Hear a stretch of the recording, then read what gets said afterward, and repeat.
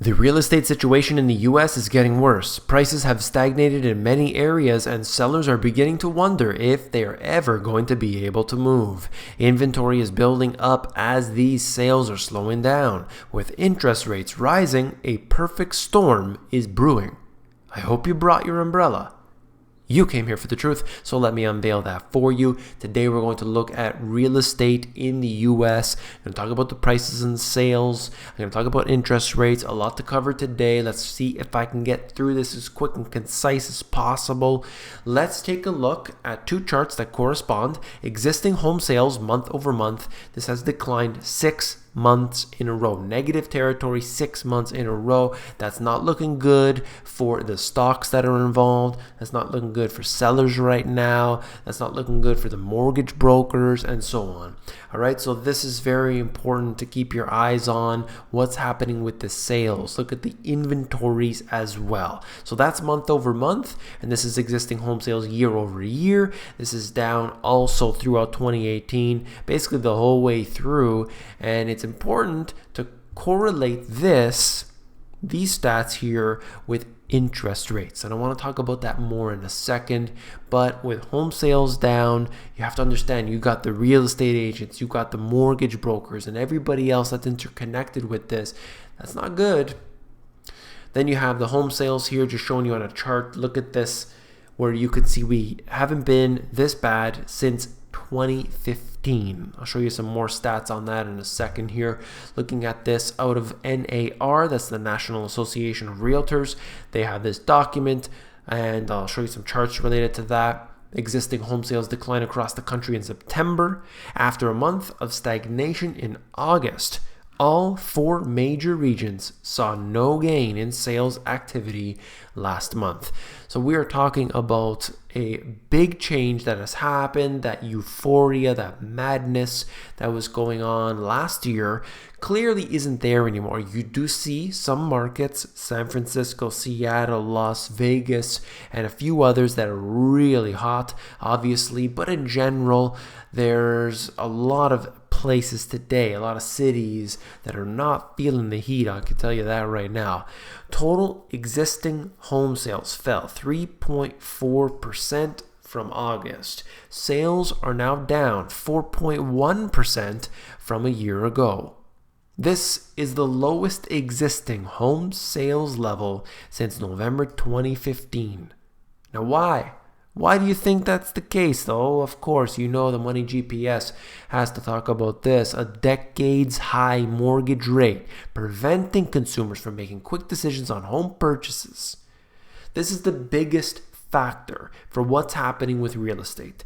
You can't have people spending more money on borrowing on the interest and have them be able to afford it. It's going to slow down the sales. It's going to have a major impact negatively. And that's fine because the prices have gone too high and the interest rates were too low to begin with. We need reality to be restored. You cannot push interest rates down to this level without having major consequences. If the market was setting interest rates on its own, interest rates would be so much higher than they are today, but they do open market operations and that pushes them down. Now, as I said before, the stocks that are involved, in this case, US home builder stocks, are going to levels that they saw back in early 2017. Why in the world did home builder stocks decline at the same time, January, February, as all of the other stocks? Why would they have gone down the same as tech stocks, for example? Did that make any sense? Why? Why did they come back up? If homes are being built all around the United States, if everything's so fine and dandy, why was it rising all throughout 2017 and now it's been falling very quickly? All right? You tell me. This is obviously correlated to what's happening with interest rates, and that is the major contributing factor. There are many other factors that are involved, but this, I believe, is definitely priority number one. Now, interconnected with that, I just want to show you this chart. Financials leading, tech flows lower. I'm going to just basically explain the fact that we're looking at all stocks dropping together. And remember that when you're seeing, for example, one particular sector, that isn't just one sector that's going to be affected by it. There's a ripple effect, and you have to understand that, and the way that all of these companies are correlated, all the different sectors are correlated.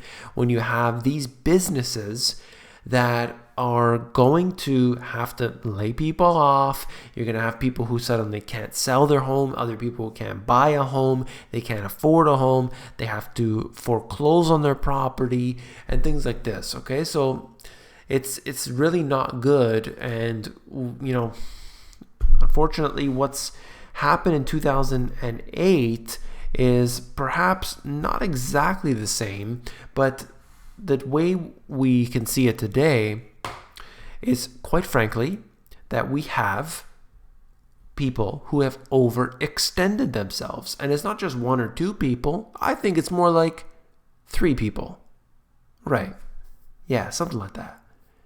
Bank OZK stock tanked almost 24% in early morning trading on Friday after it reported 2 large commercial real estate write-offs in its third quarter earnings. The bank is one of the largest condo construction lenders in South Florida, New York, and LA. This is a fairly big company, $22 billion in assets, and they're suffering. All right, so looking at this, you have to understand what the result of this is. If you have a big bank, they're losing money, they're bleeding out. Are the institutions going to let it fail? Are they going to have to, somebody's going to have to buy it up, or want to buy it up maybe, or let it go bankrupt? What happens to the people that are involved here? Not just the employees and things. I'm talking about, when all the money has gone, all the loans and things. And what about the government? Will they bail it out? So this is just sort of interconnected. I want to show that to you. And I want to switch gears here, because what we have is people that have clearly overextended themselves. And generally what happens is that you have a bunch of people who, look, times get tough, okay? They have to go to these places, Cash Money, Money Mart, payday advance, payday loans, all these things, okay? They charge very high interest rates, and individuals get quick loans. They have to pay them back quickly, obviously, because the interest rate's really high. And, I hope that a lot of people aren't buying things that they really don't need with this money.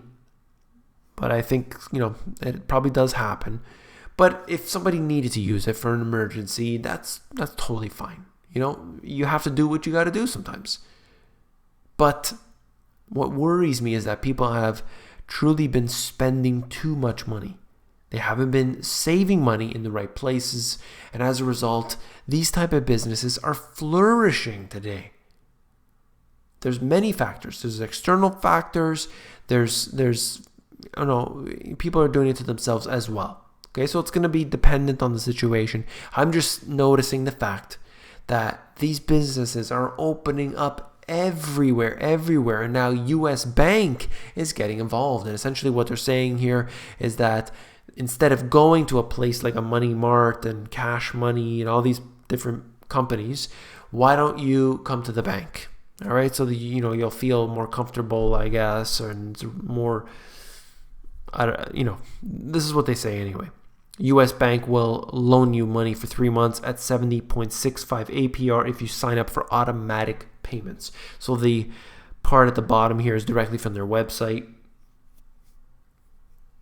Simple pricing with no late fees or prepayment fees. For every $100 borrow, you pay $12 with automatic payments, $15 with manual payments. If you borrow $400, your fee is going to be $48. You'll pay back $448 in 3 monthly payments. They're split up evenly. And the cost to borrow, the annual percentage rate is 70.65%. I kind of have a feeling that's a little bit high, but maybe that's an average number there. That's, by the way, that's automatic payments. If you do manual payments, it's over 80%, if I remember correctly. They are similar to payday loans, which are used by millions of Americans who live paycheck to paycheck. They are typically a few $100s and must be repaid within a couple weeks. Like payday loans, the simple loan doesn't come cheap. And then they get into the details of the terms that I discussed a moment ago.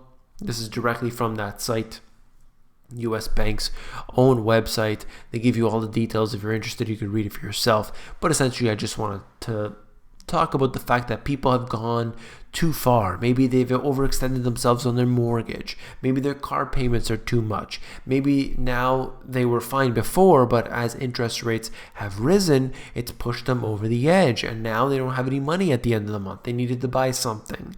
And they have to go get a loan because they need money to last them until the paycheck comes in 2 days from now. So this is what they do. So this is the unfortunate state of events that is going on today, and it worries me. It really does for the future, not just for this thing, but just in general. The way that the system is set up, it's not looking good. So I'm going to end it there. If you found the video informative, please give me a thumbs up. When you give me a thumbs up, it helps to support the channel. So I do appreciate that very much. And if you want the financial education you were not taught in school, well then, these two books have it all.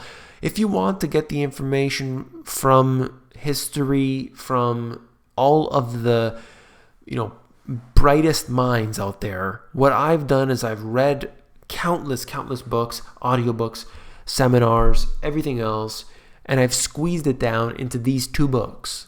Got rid of all the jargon that they talk about, got rid of all that complexity, and made it so easy. You don't need to know anything about finance to get these books and really get all the data that you need as an individual to manage your own money. Or if you want somebody else to do so, at least you'll be able to ask the right questions. So check them out. Link is in the description. If you're more interested in the audiobook version, you can get that at themoneygps.com.